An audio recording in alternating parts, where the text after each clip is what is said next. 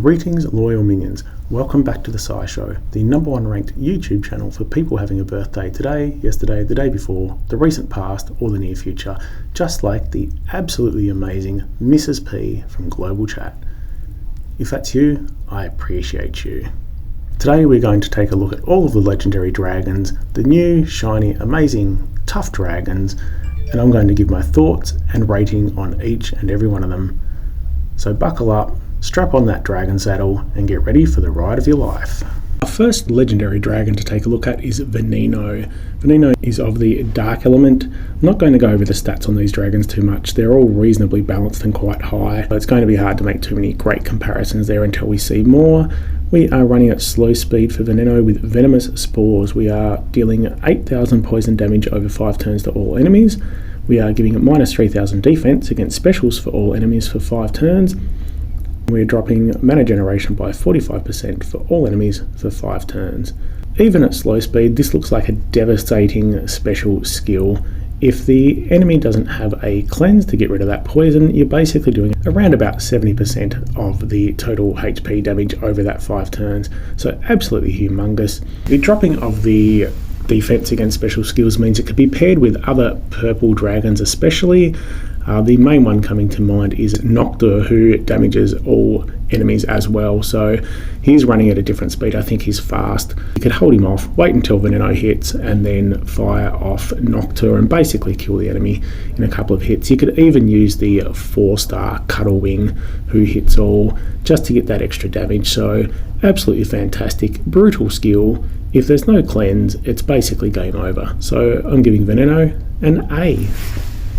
Next up, let's take a look at this tough looking bugger here called Syndron. Syndron is of the fire element, running at fast speed with fiery charge. We're dealing 300% damage to the target, reduces the mana of the target by 20%, and the target receives 4,800 burn damage over 3 turns. Whilst he does have the advantage of running at fast speed, and that can be a big advantage by getting your dragons charged a little bit quicker, I feel that very similar to Bonefang and Ignis, who we haven't looked at yet, they are looking like snipers dealing damage to just one target, but it doesn't seem like a huge hit. So 300% is not humongous. It's decent, it's a snipe, it's running at fast speed. You're also reducing the mana of the target, so you can have a little bit of board and battle control. However, I think as opposed to the other two I mentioned, Syndron's follow-up skill of the 4,800 burn damage is a little more useful. We'll look at those other two later, but due to this I am giving Syndron a B, as he's probably the best fast sniper type of dragon. Up next we're looking at this weird thorny devil Seistraz. Another fire element. Seistraz is running at slow speed. We're recovering 4250 health for all allies. We are regenerating 4250 HP over 5 turns. We are getting 2,900 attack for 5 turns, and all allies are getting 40% mana generation for 5 turns. The upfront heal is, I think, the lowest out of the legendary dragons, but at 4250 it's not too bad. It's around 30%, but we're also giving that extra 30% over 5 turns. So if that's not this build, you're looking at 8,500, which would make it the biggest heal I believe in the game. Given the bonus of plenty of attack, 2,900 attack, that's quite a big bonus. We're also getting 40% mana generation, which will really help your dragons charge up. So whilst it's running at slow speed, I believe that special has a huge impact. Hopefully you're getting him charged up before you're too low, you're healing up to close to full health, and then you've got the bonus of regenerating over the next 5 turns, whilst all of your dragons are doing more damage. Bonus mana generation is always great, helping your dragons charge up to finish off the enemy team. So again, running at slow speed, but I feel it's a very impactful special, and I'm giving an A. Now taking a look at the Regal Beast Lux, a holy dragon. Running at slow speed we have Sanctuary of Light, recovering 8,000 health for all allies, cleansing 3 status ailments from all allies, and adding a 50% critical chance for 5 turns. So another slow dragon, quite a big heal. It is the biggest heal in the game apart from if you're adding up Seistraz's heal, I believe. So 8,000, that's huge. We are running at slow speed, so I do love the cleanse. We are cleansing 3 ailments, which is fantastic, but I think at slow speed, the cleanse is a little bit too late. Obviously you can get a lot of yellow tiles and charge up quickly, but in general, running at slow speed, it's going to be a bit late for that cleanse to have full impact, and you may have already lost a dragon or two. We are getting the small bonus of 50% critical chance for 5 turns, but as a healer, I believe the cleanse is a little bit slow, and due to that, whilst I think it's a very solid skill, I'm going to give a B.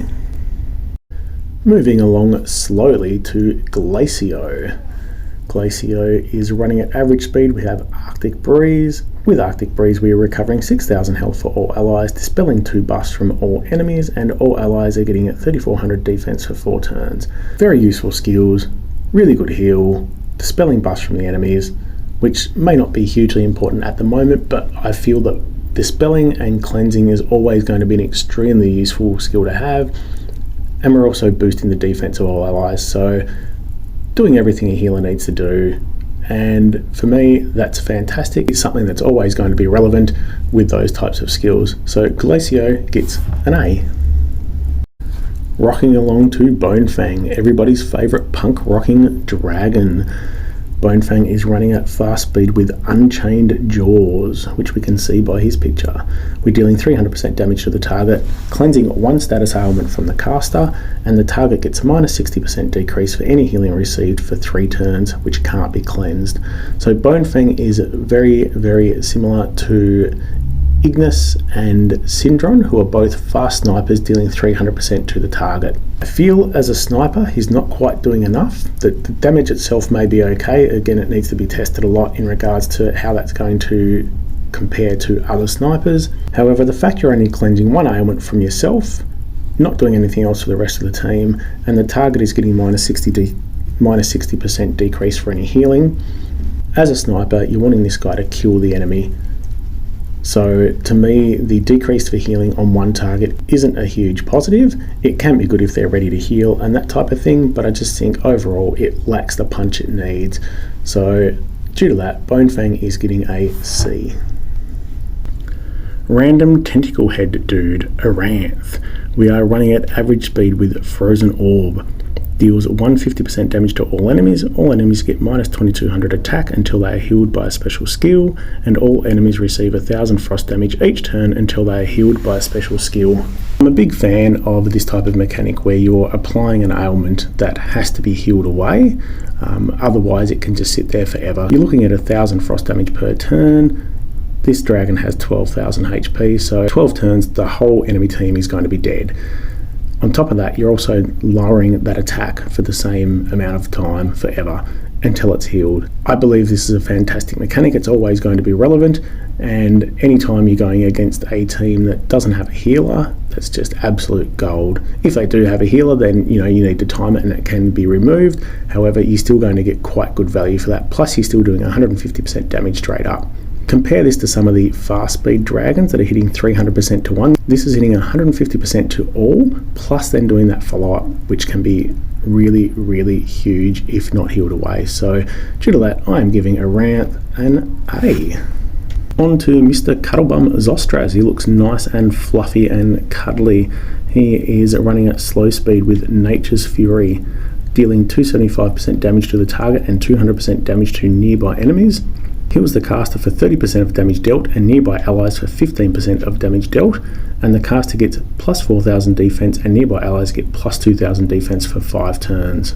It has a fair bit of variety in this special, so you're dealing damage to the target and a little bit less to the nearby, so you're hitting 3, you're healing the caster and nearby allies, and you're also giving that defense bonus to yourself and nearby allies. I don't really like that it gives a lower amount to nearby. It just makes it too hard to calculate what's going to happen. That 15% of damage isn't going to be huge. So running at slow speed, I just don't think it has quite enough impact to really change the battle. You're only hitting 3, and then you're also only assisting 3 on your team. So I feel there are far better options out there, both for healing and attacking. However, he does have the variety of doing a little bit of both. I personally don't like those hybrid type characters. I'd rather know that I'm going to get a good heal or I'm going to do a good attack. So due to that, I am giving Zostraz a C. On to Leafheart, the cheeky looking little devil dragon. Leafheart is running at average speed for Wings of Thorn. We're dealing 300% damage to the target and 175% damage to nearby enemies. For the next 4 turns, each time the caster and nearby allies take damage from an enemy's special skill, they deal 2000 damage to the attacker. The caster and nearby allies reduce all received damage by 35% for 4 turns. This hit is about the same as the fast snipers, the 300% damage to the target. This is running at average speed, however we are doing the 175% damage to nearby enemies as well. The really good part about this special is for the next 4 turns, each time the caster and nearby allies take damage from an enemy's special skill, they deal 2000 damage to the attacker. So that sounds like a really good skill to have, especially if you're going up against a team of dragons who hit multiple targets. Then there's a very high chance that if you can time this right just before the enemy does their special skill, that you're going to do huge follow-up damage as well. So even though it's only hitting 3, it's actually doing follow-up damage to anyone on the opposite team. So it's not just the 3 that you've hit, it's basically any time your allies take damage from any enemy special skill. So you're hitting 3 straight up, but then the other 2 can still be damaged by that follow-up. I think that's really good. It's not great that you have to take damage to give damage, but during the course of the battle you're going to be taking damage anyway, so this is just a great extra little defense to do some damage back when you're taking the damage.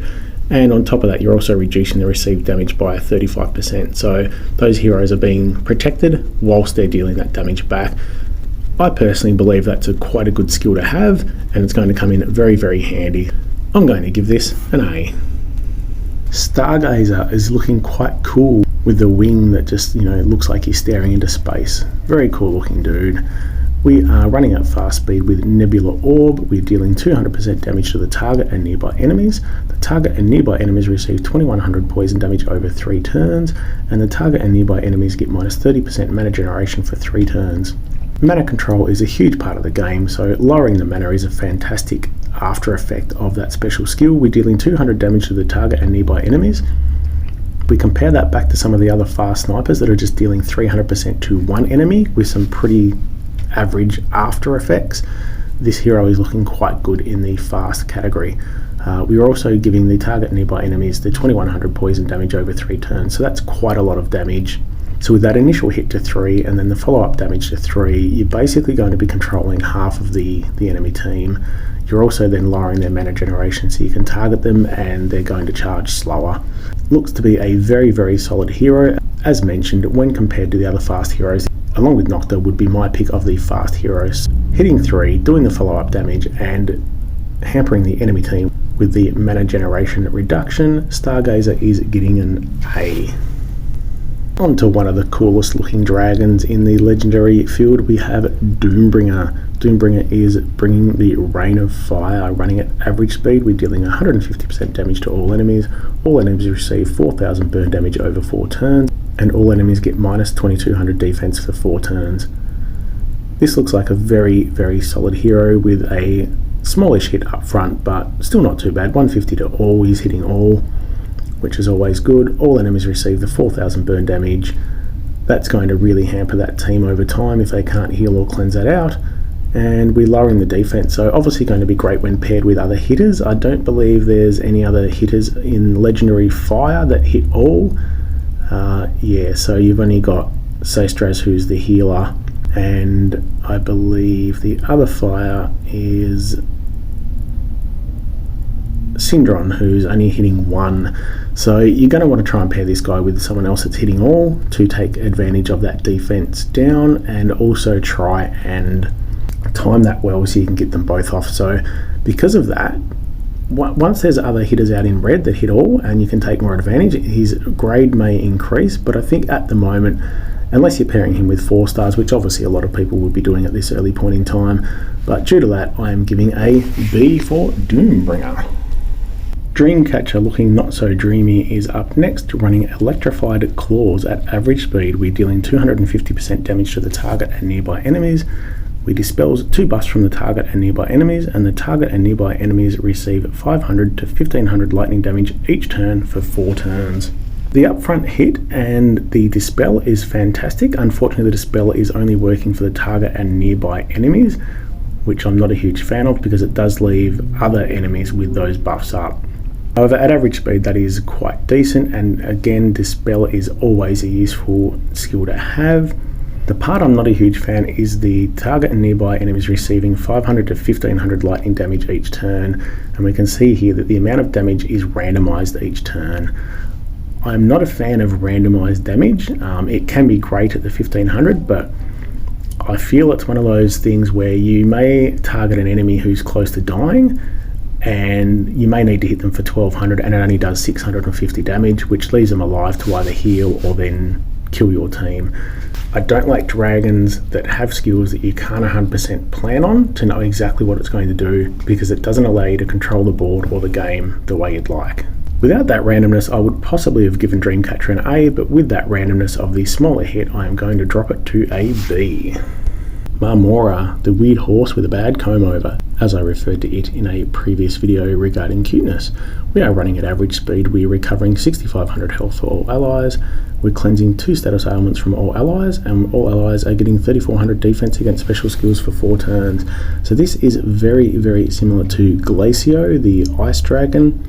Marmora has a slightly bigger heal, and we are cleansing as opposed to dispelling. So as mentioned with Dispelling, cleansing is a fantastic skill to have. It's always going to come in handy, and obviously healers are always good as well. So this is quite a good heal for average speed. The biggest average speed heal for the legendary dragons at the moment, and we're also adding that 3400 defense against special skills. So you're getting the extra protection, you're getting the upfront heal, and you're cleansing a couple of status ailments. As with Glacio getting an A, I am also going to give Marmora an A. Onto Ignis, who looks quite cool and devious.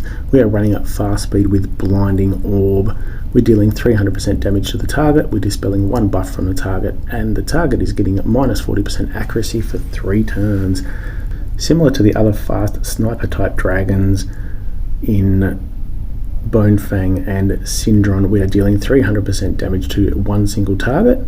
I don't believe hitting 1 target is enough. It is running at fast speed. You're giving minus 40% accuracy, so that's slightly useful. If you're targeting someone on the enemy team that's going to do huge damage, that can really help. You're only dispelling 1 buff from the target, so again, the fact we're hitting only 1, there's no really good follow-up parts to this skill. To me, that's a little bit disappointing running at fast speed, and I am giving a C. And finally onto Noctur. Noctur is running at fast speed with Wings of Laceration. So very mean sounding special skill. We're dealing 250% damage to the target and 150% damage to all other enemies, and we're dispelling 1 buff from all enemies. I believe this would be a great dragon to pair up with Veneno, who has the minus 3000 defense for specials. So you're applying the defense down, and then you're following up with Noctur. So running at fast speed as opposed to Veneno, who is running at slow speed. But I think it pairs great, as you may get a chance to have Noctur charged and fired. So you're dealing the 250 damage and 150 to all others. You're dispelling a buff, so you're just hitting them with a nice amount of damage, dispelling a buff. You're waiting for Veneno to charge, fire his huge attack and defense down, and then hopefully you can get Noctur up again to then have that follow-up hit and do more damage than the first time because of the defense down. So because there is a good pairing for Noctur, I think that would be great. He'll also pair well with Stargazer, the other dark. So for anyone taking that dark stack, the 3 dark ones do kind of do damage to all, or Stargazer does it to 3. So you're going to have a really good kill team if you're pairing those purple dragons together. With Noctur running at fast speed and being quite good hitting all, and being able to pair with a couple of other dragons for a good combination, plus the dispel, I'm finishing with an A.